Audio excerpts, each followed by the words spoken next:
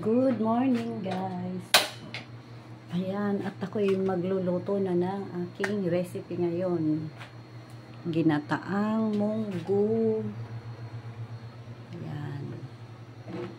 Na may malunggay at alugbati. At talbos kamote na naman. Ito guys, na ano na ito, natangkad na. Nahugasan na rin.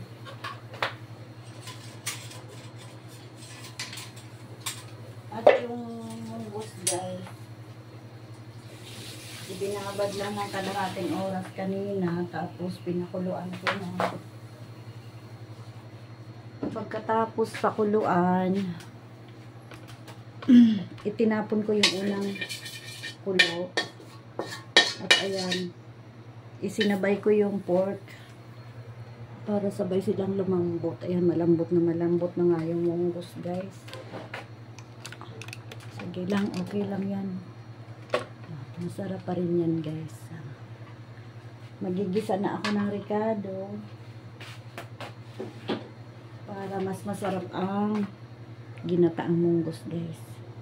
Lagyan lang natin ng konting mantika, ang 2 kutsara lang. Magisa lang yung ricado guys. At asin at paminta lang ititimpla ko dyan guys. Pwede rin lagyan pa ng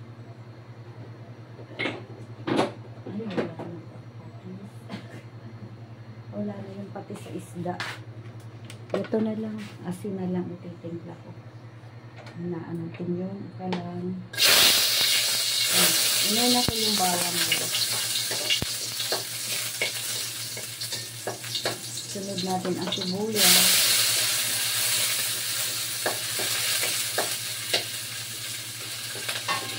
At yung kamatis guys, tinanggalan ko ng buto ito pero may natira pa rin. May sibuyas dahon, siling haba. Mamaya na natin yung ilalagay. At ito pala yung panggata niya guys. Unang gata lang ito o unang piga. 1 tasa lang ito. Piga ko na, ay 1 tasang mainit na tubig ang nilagay ko. Kaya ayan, malapit siya. Nagising yung gata guys kasi galing yung sa ref. At kahapon ko yan binili sa kalendar. Ha?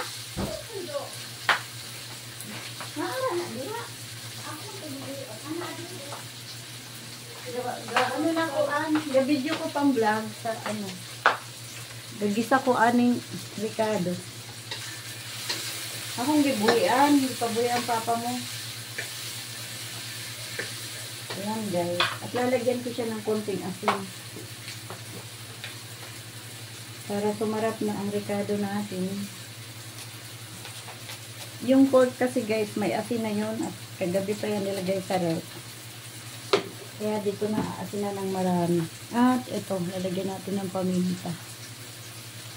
Yun lang ang pampasarap natin. Ilalagay ko na yung munggo guys.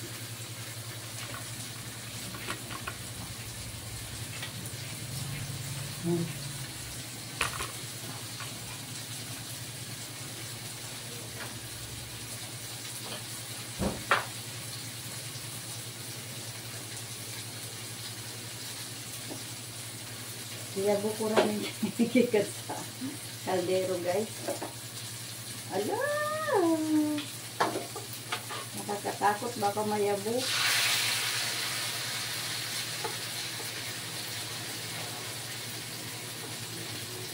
Ang lambot na guys ng munggo. Talagang durog na siya.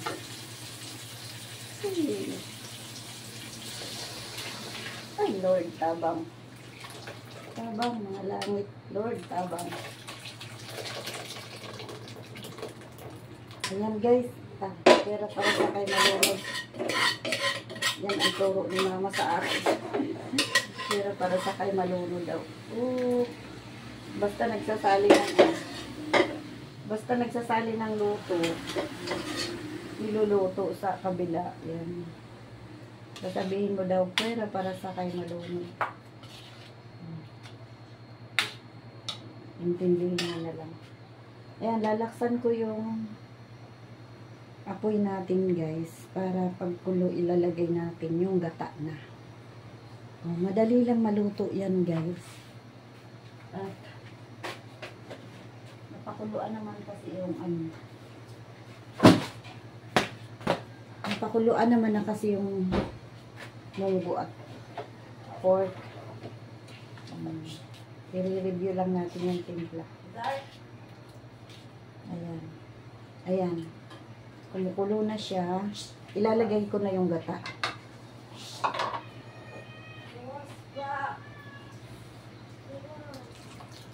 Para mas malapot. So, hindi natin iubos yun. Yan na, guys. Diba? Mas masarap ang ginataang munggo. Mas malasa siya.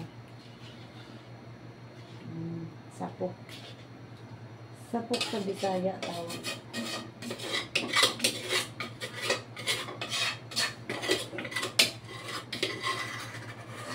Lagay ko pa ito. Simutin natin. At dito ko rin naman yung ilalagay, mama. Hindi ko na ito hugasan.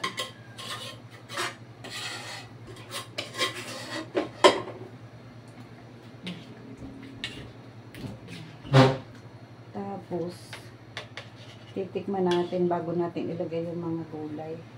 Madali lang kasi maluto ang gulay, guys. Di ko na ito puputulin o popost yung video. Para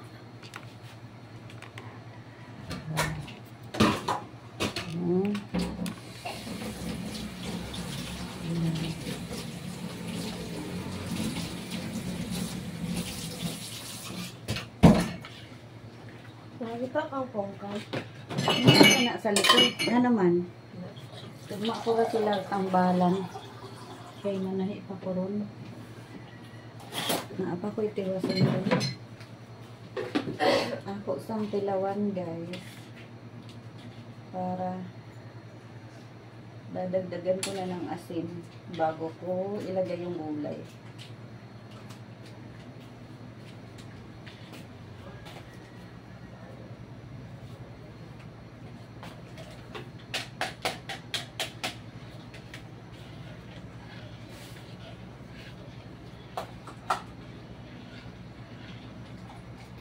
Ready na ang pangtilaw. Wala pa naman. Hindi pa kumulo.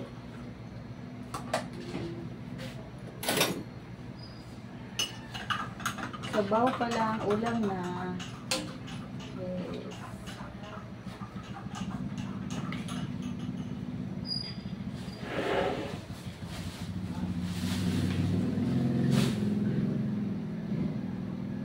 Ayan. Bubulog na siya.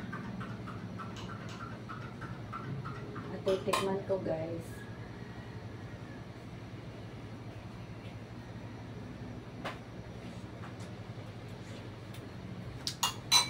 Matabang. As in. Dagdagan natin ng kalahating kutsarita asin.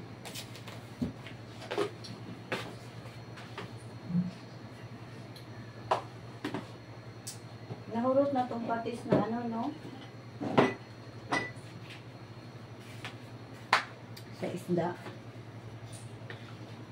Dagdagan ko rin paminta. Kaya mataas-taas na ang video.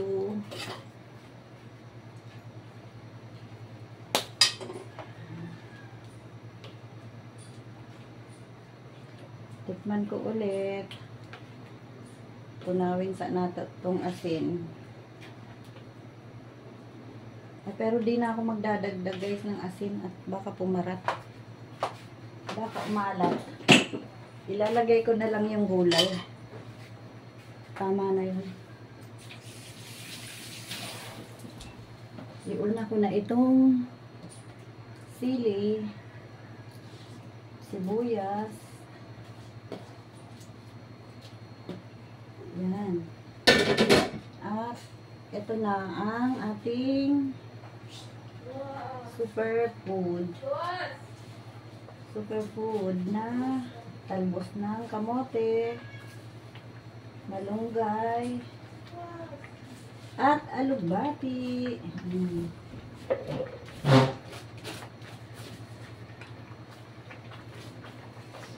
Ayan guys. At lilipat ako dito sa right side. Para mahalo. Mahalo natin mabuti ang ating gulay. Wow!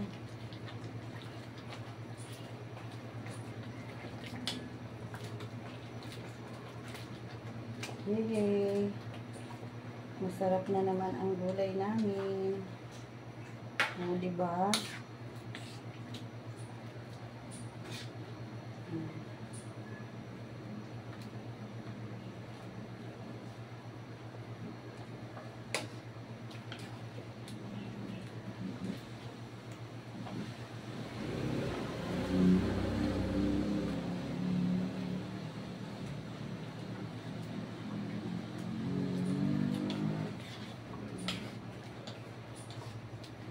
Yan, luto na yan guys. Tikman ko ulit.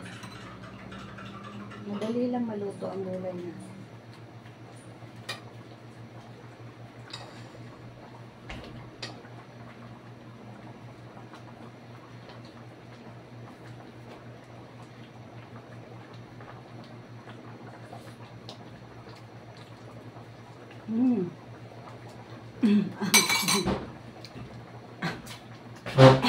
Matabang-tabang. Dagdag ulit. Konting-konti na lang. Oh. Yan. Okay na yan. Wow.